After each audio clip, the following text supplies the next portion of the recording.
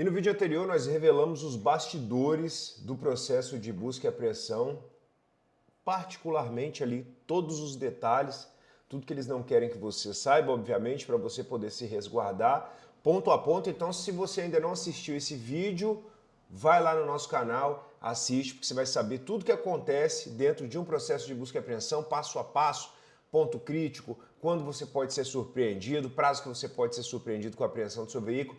E agora nós vamos te mostrar os bastidores do que acontece antes do processo de busca e apreensão, mostrando passo a passo tudo que você tem que fazer para poder se proteger e não ficar com esse prejuízo. Então, o que eu vou te pedir? Clica no sininho, se inscreve no canal, encaminhe esse vídeo para o máximo de pessoas possível e seja muito bem-vindo ao canal Banco Aqui Não, canal mais odiado pelos bancos e pelos banqueiros, porque aqui nós revelamos absolutamente tudo que eles não querem que você saiba. E se você tem um contrato de financiamento de veículo, possivelmente seu contrato tem alguma armadilha, alguma pegadinha, link do WhatsApp está aqui para você fazer uma avaliação sem qualquer custo. Então clica aqui, já fala comigo ou com um dos nossos especialistas e eu já vou te chamar para dentro da tela, clica no sininho, tá? Vamos para dentro da tela que agora a gente vai trabalhar ponto a ponto, o passo a passo do que acontece dentro de um processo de busca e apreensão até o seu veículo ser apreendido. Só que você segue o canal oficial da VR Advogados, 12 anos batalhando, batendo de frente aí com essas instituições e você não vai ser surpreendido negativamente. Então vamos para o passo a passo, sem delongas, sem enrolação, na tela com vocês. Primeira coisa, quando a gente está dentro de um contrato de alienação fiduciária, num contrato de financiamento de veículo, nós temos ali a compra do veículo. Você se dirige à loja, você realiza a compra do veículo, ali naquele momento você tem a oportunidade de escolher a instituição financeira, só que geralmente quem escolhe para você é o lojista. E ele não escolhe atendendo ali, às vezes, os seus melhores interesses, então você tem que ficar de olho nesse ponto aqui. Porque aqui você já consegue ter uma economia muito grande, a depender da instituição financeira, e é nesse ponto aqui que começa todas as questões que podem prejudicar você. Um contrato cheio de armadilhas, um contrato cheio de abuso. E aí você realizou a compra do veículo, o próximo passo é o quê? Você efetiva o pagamento das parcelas. A grande questão aqui é que muitos contratos, eles são forjados, eles são estruturados de uma forma que eles vêm prejudicando você desde a sua concepção. Ou é exatamente a sua renda, a renda que você ganha que está dentro do seu contrato. Você já observou isso? Passe a observar. Além disso, muitas questões próprias da instituição financeira, como taxa de juro remuneratório, como capitalização, como outras rúbricas, a exemplo do seguro, podem pesar muito o seu contrato, deixar o seu contrato excessivamente oneroso para você e a partir disso você pode cair em mora. Por que eu falo que pode cair em mora? Porque a partir de qualquer situação aqui, você tendo um abalo na sua capacidade econômica, você pode vir a enfrentar uma situação dessa. E isso é em todos os níveis, desde aquela pessoa que comprou um veículo mais simples até o empresário que tem uma frota. Por quê? Porque se ele tiver um abalo na capacidade de geração de receita dele, ele pode vir a não pagar as parcelas do financiamento. Mesma coisa da pessoa física. Então, nesse ponto aqui, e lembrando, pessoal, nós estamos falando estritamente do passo a passo do financiamento de veículo em alienação fiduciária, Decreto-Lei 911, mas a minha ideia aqui não é falar termos técnicos, termos que você não vai compreender. A minha ideia aqui é desmistificar e tornar simples o passo a passo da busca e apreensão para você saber de fato e se proteger. Então, quando você tem uma situação dessa e você deixa de pagar as parcelas, você tem que saber que em muitos casos a culpa não é sua. A culpa é da instituição financeira em virtude dessas questões que eu acabei de comentar. Então, você por algum motivo deixou de pagar a parcela, sofreu um abalo na sua capacidade econômica ou está dentro de uma armadilha. E se você tiver um contrato, mais uma vez eu falo o link do WhatsApp aqui para você falar comigo ou com os nossos consultores. Você entrou em mora, você ficou em mora. O que é mora, Valdeci? Mora nada mais é do que atraso. Você está em atraso com as obrigações do seu contrato. O seu contrato ele passa a sair de um status normal e entra no status anormal. Ele fica em atraso, você fica inadimplente. Quando você fica inadimplente, o banco já pode entrar com a busca e apreensão, Valdeci? Não. A resposta é não. Valdeci, eu entrei na inadimplência, o banco entrou com a busca e apreensão diretamente. Pode? Não. Se ele entrar sem cumprir esses requisitos, a busca e apreensão é irregular e ela tem possibilidades de ser ali cancelada. Então você precisa ter atenção a esses pontos aqui. Mas, Valdeci, eu não fui notificado, meu veículo foi apreendido. Você tem que entender que uma defesa técnica vai apontar essas irregularidades para você reverter a busca e apreensão. Então, o primeiro ponto não é você estar em atraso, você está em mora. Esse é o primeiro passo depois da compra do veículo para descambar, para desenrolar toda a busca e apreensão. Mas o banco não pode ajuizar a busca e apreensão.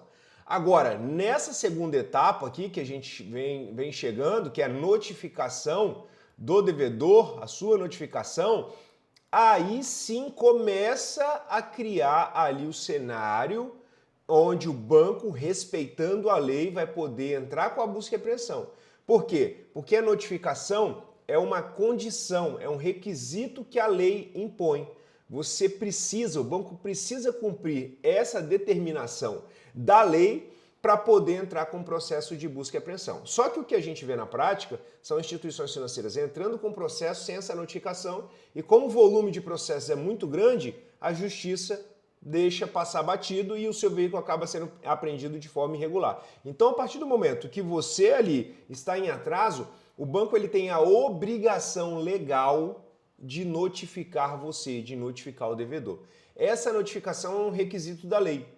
Geralmente, quando o banco encaminha para você, e aqui eu vou fazer um parêntese, o banco ele só tem a obrigação de encaminhar, ir no correio e colocar essa notificação via R. Se ele comprovou que foi no correio e colocou, já é suficiente para preencher esse requisito para ele poder entrar com a busca e apreensão e apreender o seu veículo. Então, pessoal, o que você precisa entender? Que o banco ele não tem que enviar a notificação para ela chegar nas suas mãos, entenda isso.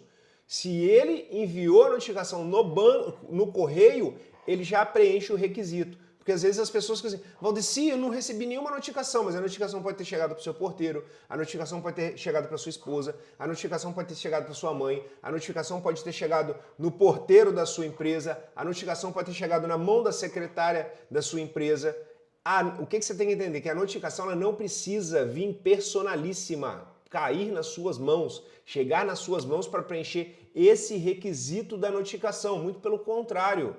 Basta o banco comprovar que enviou para o seu endereço. Então aqui já é um bizu para você. Se você se mudou, o que você tem que fazer? Informar o banco.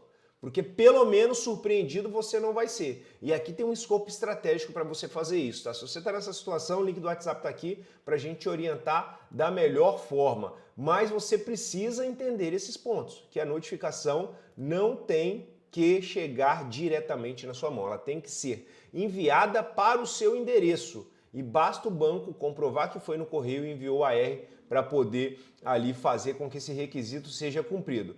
Aí você, em regra, vai ter 15 dias para poder regularizar a dívida, de 15 a 30 dias, mas é uma média que o banco espera para poder ali deixar o contrato de forma regular.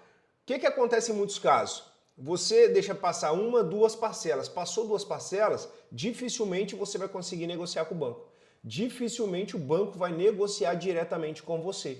Muito pelo contrário, ele vai começar um processo de enrolar, até ele apreender o veículo, porque afinal de contas ele já recebeu os valores, já recebeu valores de parcela, vai receber o veículo, vai apreender o veículo, vai leiloar o veículo e vai ter esses valores caindo na conta dele e o único prejudicado nesse caso vai ser você. Você já passou por uma situação dessa? Se você está assistindo esse vídeo e passou por uma situação dessa, que o banco enrolou e não mandou o boleto para você, coloca nos comentários aqui que eu quero saber e eu mesmo vou te responder. Então o banco, você tem 15 dias para regularizar a dívida. Regularizou, é uma regra, um prazo médio, tá pessoal? Regularizou, perfeito, não regularizou, acaba, volta o contrato à sua normalidade. Não regularizou, o que vai acontecer? O banco ou você vão tentar negociar, foi esse ponto que eu coloquei agora. Porque para o banco é menos oneroso negociar com você e tentar receber esse dinheiro do que entrar com o processo. Só que aqui um parêntese, se o seu carro é novo, abre o olho porque o banco vai impor dificuldades na negociação. Se o seu carro tem um valor de mercado alto, ele vai impor dificuldades na negociação porque ele vai conseguir vender esse veículo a um bom valor. Se você tem uma frota de carros também na sua empresa, é caminhão, alguma coisa nesse sentido, o banco também vai impor dificuldades para poder negociar com você. Então, nesse caso aqui, ele vai tentar entrar em contato com você para negociar no telefone, no e-mail, no WhatsApp. E muito cuidado aqui, pessoal, para você não cair em golpe, porque acontece muito de você estar em atraso, entrar em contato com o banco e milagrosamente vir os golpistas ali pedindo para poder você realizar os pagamentos. Esses pagamentos você está realizando para uma pessoa que não é instituição financeira, para outra pessoa jurídica, para estelionatários, para fraudadores. Então, muito cuidado nesses pontos, porque existem sim vazamentos de dados onde você pode ficar prejudicado. E se você passou por uma situação dessa também, clica aqui, fala no WhatsApp, porque nós temos a possibilidade de você se livrar disso aí, temos a possibilidade de você reparar esse prejuízo. Diante disso, diante daquelas ligações intermináveis que não acabam, que te prejudica, que está no seu trabalho, estão te ligando, você está em casa, estão te ligando, 8 horas da noite estão te ligando, eles vão tentar forçar você a negociar. Se não conseguir essa negociação, o que acontece? Se acontecer um acordo dentro dessa negociação, vai renegociar, vai pagar, beleza. Se não houver, aí possivelmente o seu nome já vai estar negativado, eles podem emitir uma notificação de protesto se eles optarem por essa forma, ou podem ali também já tomarem outras medidas. Então você vai ter um prazo para poder regularizar. A notificação de protesto vai ser muito comum agora, depois do Marco Legal das Garantias, mas coloquei aqui só para vocês saberem o que pode acontecer. E aí, qual que é a grande questão?